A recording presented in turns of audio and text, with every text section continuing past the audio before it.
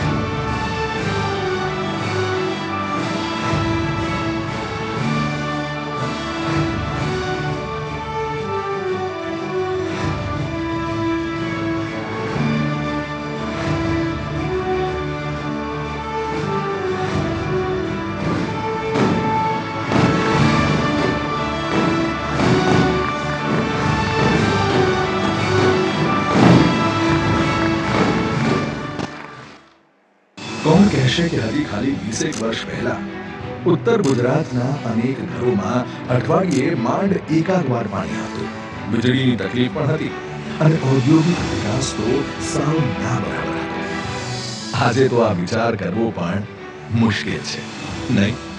કારણ કે આજે તો 500 કિલોમીટર લાંબી સુજલામ સુફલામ સ્પ્રેડિંગ કેનાલથી ઉત્તર ગુજરાતના ખૂણે ખૂણે માં નર્મદાના પાણી પહોંચી ચૂક્યા છે।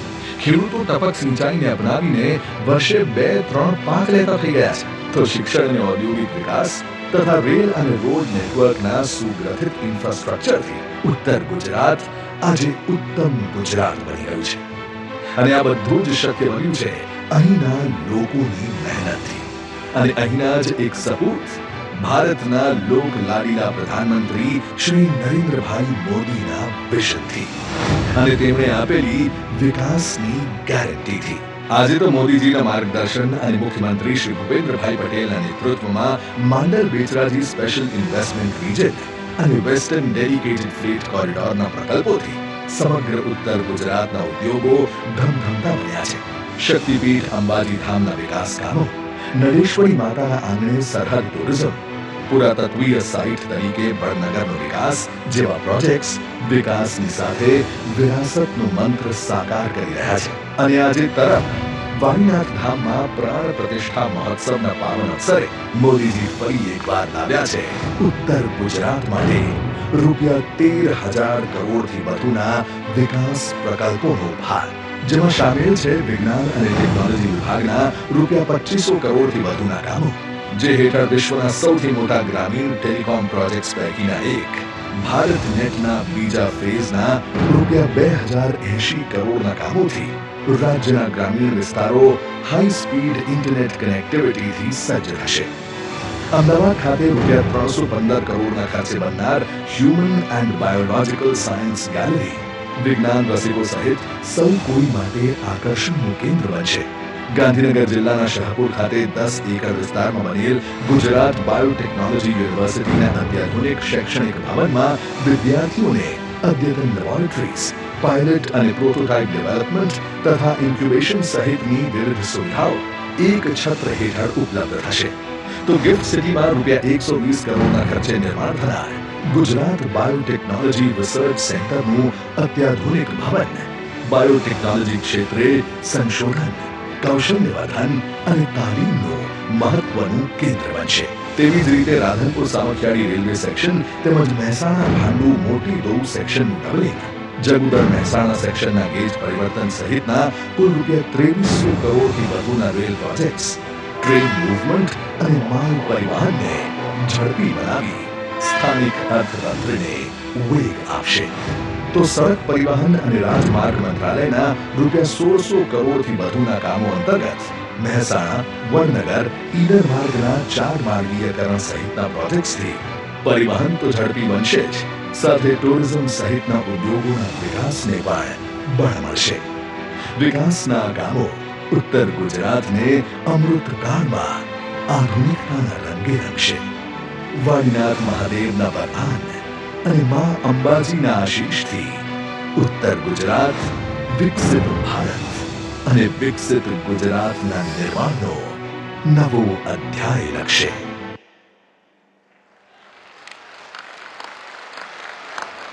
ખૂબ ખૂબ અભિનંદન અને લાખ લાખ ધન્યવાદ માનનીય પ્રધાનમંત્રી શ્રીને. મિત્રો, આખો ભારત દેશ આઝાદીનો અમૃત મહોત્સવ ઉજવી રહ્યો છે. માં ભારતીના સૌભાગ્ય સમાન સમર્પિત સુશાસક આ દેશને મળ્યા છે, જેમની કાર્યદક્ષતા અને કટિબદ્ધતા થકી સમગ્ર વિશ્વની આશાભરી મીટ ભારત પર મંડાઈ છે અને આવનારા દાયકાઓ સુધી ભારતની વિકાસશીલતાની સુનિશ્ચિતતાના જેવો સ્વપ્ન દ્રષ્ટા છે તે છે વિશ્વના સર્વાધિક લોકપ્રિય નેતા, ભારતની જનતાના હૃદય સમ્રાટ, યશસ્વી વડાપ્રધાન માન્ય શ્રી નરેન્દ્રભાઈ મોદી. આવો જોરદાર તાળીઓના ગુંજ સાથે તેઓને આમંત્રિત કરીએ તેઓના ઉદ્બોધન માટે.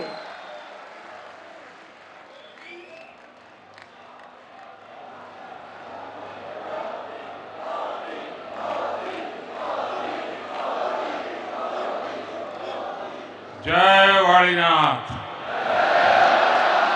જય જય વાળીનાથ. पराम्बा हिंगलाज माता जी की, हिंगलाज माता जी की, भगवान श्री दत्तात्रेय की, भगवान श्री दत्तात्रेय की. केम छो बधा?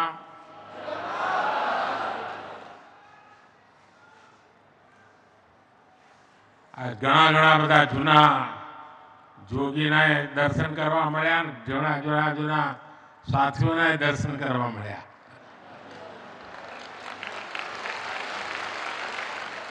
आज वाळीनाथे वट पाड़ी दीधो.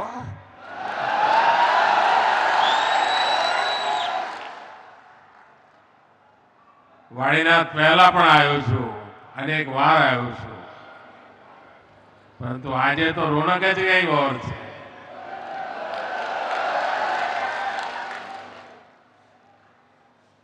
અને દુનિયામાં ગમે તેટલા સ્વાગત થતા હોય, સન્માન થતા હોય, પણ ઘરે જ્યારે થાય ને ત્યારે આનંદ ઓર હોય છે.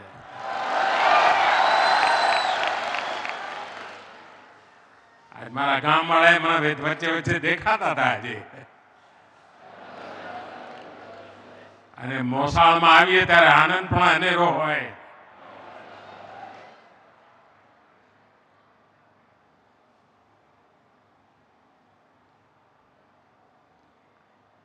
જે વાતાવરણ મેં જોયું છે એના આધારે હું કહી શકું कि श्रद्धा से, आस्था से सराबोर आप सभी भक्तगणों को मेरा प्रणाम. देखिए संयोग कैसा है. आज से ठीक 1 महीना पहले 22 जनवरी को अयोध्या में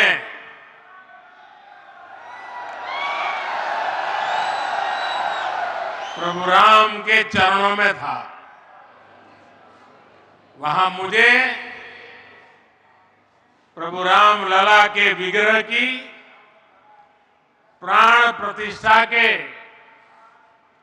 ऐतिहासिक आयोजन में शामिल होने का सौभाग्य मिला. इसके बाद 14 फरवरी वसंत पंचमी को अबू धाबी में खाड़ी देशों के पहले हिंदू मंदिर का लोकार्पण का अवसर मिला. और अभी 2-3 दिन पहले ही मुझे यूपी के संबल में कल की धाम के शिलान्यास का भी मौका मिला।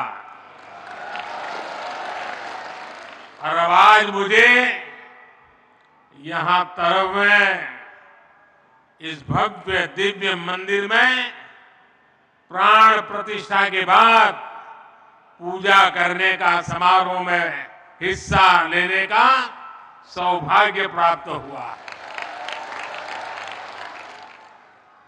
साथियों, देश और दुनिया के लिए तो ये वाणीनाथ शिवधाम तीर्थ है, लेकिन समाज के रबारी समाज के लिए, रबारी समाज के लिए पूज्य गुरु गादी है। देश भर से रबारी समाज के अन्य भक्तगण, आज मैं यहां देख रहा हूं, अलग अलग राज्यों के लोग भी मुझे नजर आ रहे हैं। मैं आप सभी का अभिनंदन करता हूं। साथियों, भारत की विकास यात्रा में एक अद्भुत कालखंड है, एक ऐसा समय है जब देव काज हो या फिर देश काज, दोनों तेज गति से हो रहे हैं।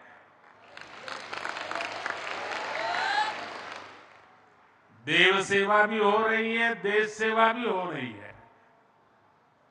आज एक तरफ ये पावन कार्य संपन्न हुआ है, वहीं विकास से जुड़े 13,000 करोड़ रुपए के प्रोजेक्ट्स का भी शिलान्यास और लोकार्पण हुआ है। ये project rail, road, port, transport, पानी, राष्ट्रीय सुरक्षा, शहरी विकास, टूरिज्म, ऐसे कई महत्वपूर्ण विकास कामों से जुड़े हैं और इनसे लोगों का जीवन आसान होगा और इस क्षेत्र के युवाओं के लिए रोजगार के, स्वरोजगार के नए अवसर बनेंगे। मेरे परिवारजनों, आज मैं इस पवित्र धरती पर एक दिव्य ऊर्जा महसूस कर रहा हूं। ये ऊर्जा हजारों वर्ष से चली आ रही उस आध्यात्मिक चेतना से हमें जोड़ती है, जिसका संबंध भगवान कृष्ण से भी है और महादेव जी से भी है। ये ऊर्जा हमें इस यात्रा से भी जोड़ती है जो पहले गादीपति महंत विरमगिरी बापू जी ने शुरू की थी। मैं गादीपति पूज्य जयराम गिरी बापू को भी आदरपूर्वक प्रणाम करता हूं। आपने गादीपति महंत बलदेव गिरी बापू के संकल्प को आगे बढ़ाया और उसे सिद्धि तक पहुंचाया। आप में से बहुत लोग जानते हैं, बलदेव गिरी बापू के साथ मेरा करीब 3-4 दशक का बहुत ही गहरा नाता रहा था। जब मुख्यमंत्री था तो कई बार मुझे मेरे निवास स्थान पर उनके स्वागत का अवसर मिला। करीब करीब 100 साल हमारे बीच वो आध्यात्मिक चेतना जगाते रहे और जब 2021 में हमें छोड़ के चले गए, तब भी मैंने फोन करके मेरी भावनाओं को प्रकट किया था। लेकिन आज जब उनके सपने को सिद्ध होता हुआ देखता हूं तो मेरी आत्मा कहती है आज वो जहां होंगे इस सिद्धि को देखकर प्रसन्न हो रहे होंगे, हमें आशीर्वाद देते होंगे। सैकड़ों वर्ष पुराना ये मंदिर आज 21वीं सदी की भव्यता और पुरातन दिव्यता के साथ तैयार हुआ है। ये मंदिर सैकड़ों शिल्पकारों, श्रमजीवियों के वर्षों के अथक परिश्रम का भी परिणाम है। इसी परिश्रम के कारण इस भव्य मंदिर में आज वाणीनाथ महादेव, पराम्बा श्री हिंगलाज माता जी और भगवान दत्तात्रेय विराजे हैं। मंदिर निर्माण में जुटे रहे अपने सभी श्रमिक साथियों का भी मैं वंदन करता हूं। भाइयों और बहनों, हमारे ये मंदिर सिर्फ देवालय है ऐसा नहीं है, सिर्फ पूजा पाठ करने की जगह है ऐसा भी नहीं है, बल्कि ये हमारी हजारों वर्ष पुरानी संस्कृति के, परंपरा के प्रतीक है। हमारे यहां मंदिर ज्ञान और विज्ञान के केंद्र रहे, देश और समाज को अज्ञान से ज्ञान की तरफ ले जाने के माध्यम रहे। शिवधाम श्री वाणीनाथ अखाड़े ने तो शिक्षा और समाज सुधार की इस पवित्र परंपरा को पूरी निष्ठा से आगे बढ़ाया है। और मुझे बराबर याद है, पूज्य बड़देव गिरी महाराज जी के साथ जब भी बात करता था तो आध्यात्मिक या मंदिर की बातों से ज्यादा वे समाज के बेटे बेटियों की शिक्षा की चर्चा करते थे। पुस्तक पर्व के आयोजन से लोगों में जागरूकता बढ़ी है। स्कूल और हॉस्टल के निर्माण से शिक्षा का स्तर और बेहतर हुआ है। आज प्रतियोगी परीक्षाओं की तैयारी करने वाले सैकड़ों विद्यार्थी को रहने, खाने और लाइब्रेरी की सुविधा दी जा रही है। देवकाश और देश काज का इससे बेहतर उदाहरण भला क्या हो सकता है। ऐसी परंपरा को आगे बढ़ाने के लिए रबारी समाज प्रशंसा का पात्र है।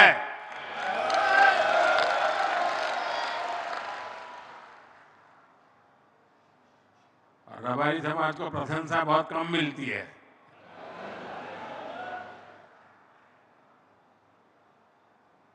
भाइयों और बहनों, आज देश सबका साथ, सबका विकास के मंत्र पर चल रहा है। ये भावना हमारे देश में कैसे रची बसी है, इसके दर्शन भी हमें वाणीनाथ धाम में होते हैं।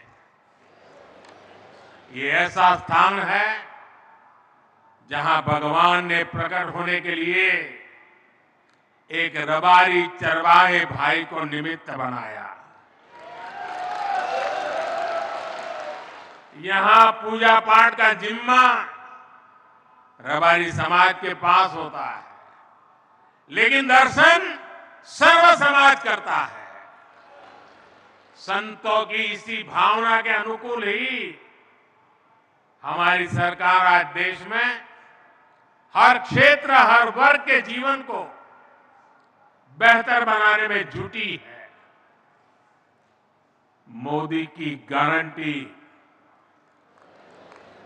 ये मोदी की गारंटी का लक्ष्य समाज के अंतिम पायदान पर खड़े देशवासी का भी जीवन बदलना है।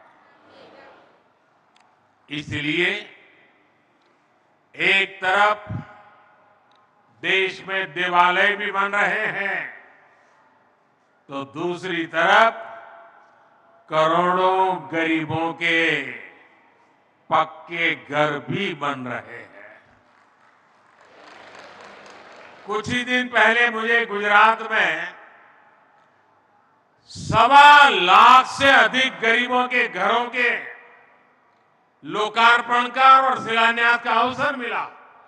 1.25 लाख घर। ये गरीब परिवार कितने आशीर्वाद देंगे, आप कल्पना कीजिए। आज देश के 80 करोड़ लोगों को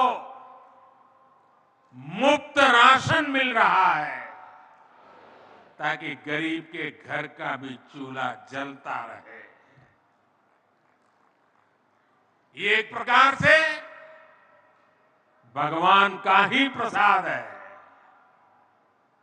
आज देश के 10 करोड़ नए परिवारों को नल से जल मिलना शुरू हुआ है। ये उन गरीब परिवारों के लिए किसी अमृत से कम नहीं है, जिन्हें पहले पानी के इंतजाम में दूर दूर तक जाना पड़ता था। અને આપણા ઉત્તર ગુજરાત વાળાને તો ખબર છે બરાબર કે પાણી માટે કેટલી તકલીફો પડતી હતી। 2-3 કિલોમીટર માથે બેડા લઈને જવું પડતું હતું। અને મને યાદ છે જ્યારે મેં સુજલામ સુફલામ યોજના કરી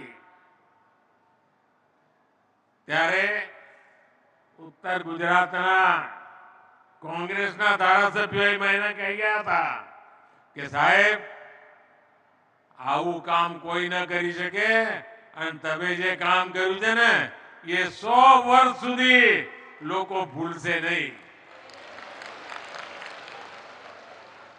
એના સાક્ષી અહીંયા બેઠા છે। साथियों, बीते 2 दशकों में हमने गुजरात में विकास के साथ साथ विरासत से जुड़े स्थानों की भव्यता के लिए भी काम किया है। दुर्भाग्य से आजाद भारत में लंबे समय तक विकास और विरासत, उसके बीच टकराव पैदा किया गया, दुश्मनी बना दी। इसके लिए अगर कोई दोषी है तो वही कांग्रेस है, जिन्होंने दशकों तक देश पर शासन किया। ये वही लोग हैं जिन्होंने सोमनाथ जैसे पावन स्थल को भी विवाद का कारण बनाया। ये वही लोग हैं जिन्होंने पावागढ़ में धर्म ध्वजा फहराने की इच्छा तक नहीं दिखाई। ये वही लोग हैं जिन्होंने दशकों तक मोढेरा के सूर्य मंदिर को भी वोट बैंक की राजनीति से जोड़कर देखा। ये वही लोग हैं जिन्होंने भगवान राम के अस्तित्व पर भी सवाल उठाए, उनके मंदिर निर्माण को लेकर रोड़े अटकाए। और आज जब जन्मभूमि पर भव्य मंदिर का निर्माण हो चुका है, जब पूरा देश इससे खुश है, तो भी नकारात्मकता को जीने वाले लोग नफरत का रास्ता छोड़ नहीं रहे। भाइयों और बहनों, कोई भी देश अपनी विरासत को सहज कर ही आगे बढ़ सकता है। गुजरात में भी भारत की प्राचीन सभ्यता के अनेक प्रतीक चिन्ह है। ये प्रतीक इतिहास को समझने के लिए नहीं, बल्कि आने वाली पीढ़ियों को अपने मूल से जोड़ने के लिए भी बहुत जरूरी है। इसलिए हमारी सरकार का ये निरंतर प्रयास रहा है कि इन प्रतीकों को सहेजा जाए, इन्हें विश्व धरोहरों के रूप में विकसित किया जाए। अब आप देखिए वडनगर में खुदाई में नया नया इतिहास कैसे सामने आ रहा है। पिछले महीने ही वडनगर में 2800 साल पुरानी बस्ती के निशान मिले हैं। 2800 साल पहले लोग वहां रहते थे। धौलावीरा में भी कैसे प्राचीन भारत के दिव्य दर्शन हो रहे हैं। ये भारत के गौरव है। हमें अपने इस समृद्ध अतीत पर गर्व है। साथियों, आज नए भारत में हो रहा हर प्रयास भावी पीढ़ी के लिए विरासत बनाने का काम कर रहा है। आज जो नई और आधुनिक सड़कें बन रही हैं, रेलवे ट्रैक बन रहे हैं, ये विकसित भारत के ही रास्ते हैं। आज महसाणा की रेल कनेक्टिविटी और मजबूत हुई है। रेल लाइन के दोहरीकरण से अब बनासकांठा और पाटन की कंडला, टूना और मुंद्रा पोर्ट से कनेक्टिविटी बेहतर हुई है। इससे नई ट्रेन चलाना भी संभव हुआ है और मालगाड़ियों के लिए भी सुविधा हुई है। आज डीसा के एयरफोर्स स्टेशन के रनवे, उसका भी लोकार्पण हुआ है और भविष्य में ये सिर्फ रनवे नहीं, भारत की सुरक्षा का एयरफोर्स का एक बहुत बड़ा केंद्र विकसित होने वाला है।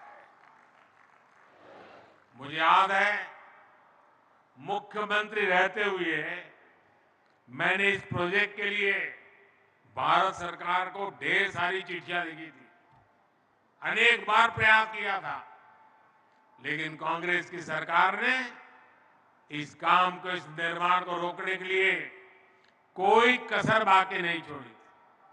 एयरफोर्स के लोग कहते थे कि ये लोकेशन भारत की सुरक्षा के लिए बहुत महत्वपूर्ण है, लेकिन नहीं करते थे।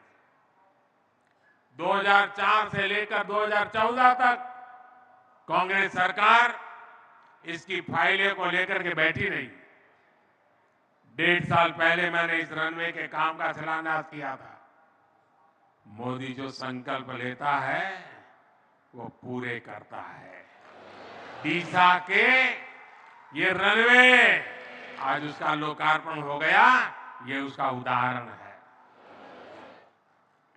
और यही तो है मोदी की गारंटी।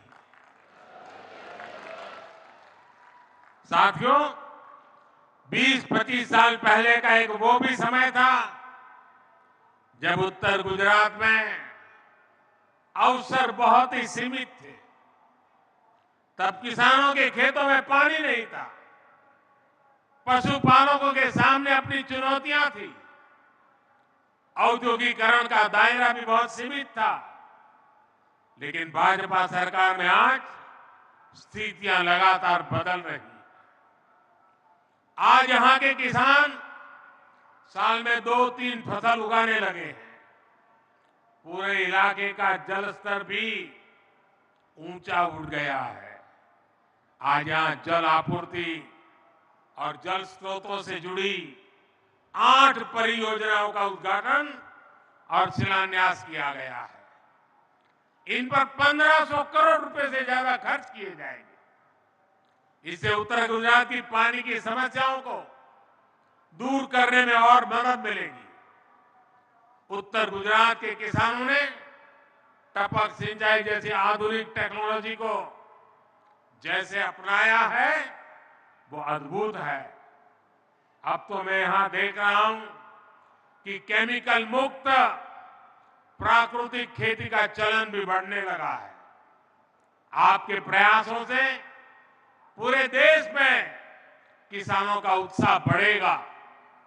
भाई और बहनों, हम इसी तरह विकास भी करेंगे और विरासत भी सहेजेंगे।